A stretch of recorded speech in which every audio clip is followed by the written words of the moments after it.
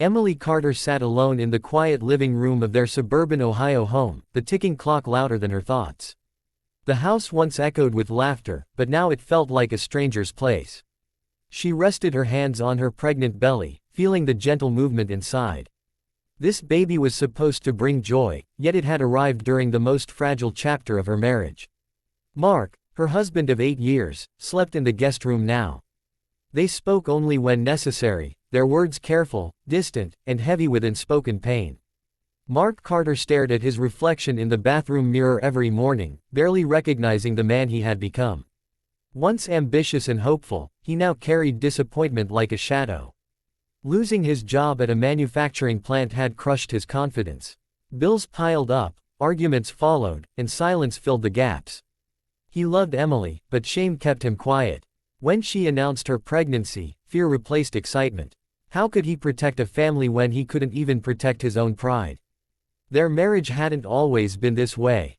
Emily remembered the early years vividly: weekend road trips, late-night talks, shared dreams of a warm family home. They had tried for a baby for years without success, and when they finally stopped hoping, life surprised them. The pregnancy should have been a miracle, but stress and resentment blurred the joy. Emily felt Mark pulling away, and Mark felt Emily's disappointment, even when she tried to hide it behind forced smiles. Nights were the hardest. Emily lay awake listening to the hum of the refrigerator, wondering if love could truly fade this quietly. She feared becoming a single mother while still married. Mark, lying in the next room, felt the same loneliness. He wanted to reach out, to apologize, but pride and fear chained his voice. Both believed the other had already given up, and so neither made the first move. As Emily's due date approached, tension grew thicker. Doctor visits were quiet affairs, filled with polite conversation and long pauses. Yet during one ultrasound, when the baby's heartbeat filled the room, something shifted. Mark felt his chest tighten as he watched the tiny life on the screen. For a brief moment, the weight of his failures disappeared. Emily noticed his eyes soften, and hope flickered inside her, fragile but alive. The baby arrived on a cold December night, during a heavy snowfall that covered the town in silence. Labor was long and exhausting. Emily cried out in pain, fear gripping her heart. Mark stood beside her, helpless but present. When the baby's first cry echoed through the delivery room, time seemed to stop.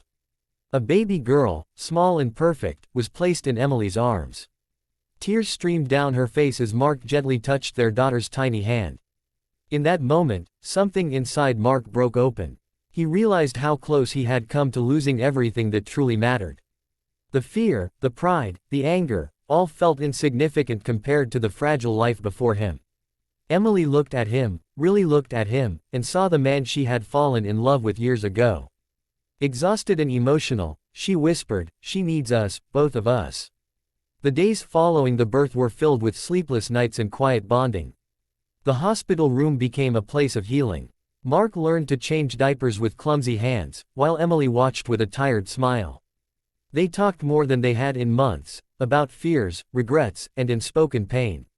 The baby, whom they named Lily, seemed to pull them together with every soft cry and tiny breath. Bringing Lily home changed the rhythm of the house. The silence was replaced with lullabies and gentle murmurs. Responsibilities were shared again, not out of obligation, but care. Mark took night shifts so Emily could rest. Emily encouraged Mark when he doubted himself. Slowly, walls that had taken years to build began to crumble. They weren't magically healed, but they were trying, together. Mark found work again, not in the same industry, but something humbler. It didn't pay much, but it restored his sense of purpose. Every evening, he rushed home to hold Lily, her tiny fingers wrapping around his. Emily saw the way fatherhood transformed him. The man who once avoided eye contact now smiled freely. The baby had given him back his confidence, not through success, but through love. Emily, too, changed. Motherhood softened her resentment. She realized Mark's silence had never meant lack of love, only fear. Watching him rock Lily to sleep, she felt gratitude instead of anger. They began to talk openly, sometimes through tears, sometimes through laughter. Healing wasn't easy, but it was real. The baby didn't erase their past, but she gave them a reason to face it. One quiet evening, as snow fell gently outside, Mark held Emily's hand on the couch while Lily slept between them. "I almost lost us," he said softly. Emily squeezed his hand, tears in her eyes. "We almost lost each other," she replied. They leaned together, feeling the warmth of their family, fragile yet strong. Lily grew, and with her, so did their bond. The broken marriage didn't heal overnight, but piece by piece, love was rebuilt.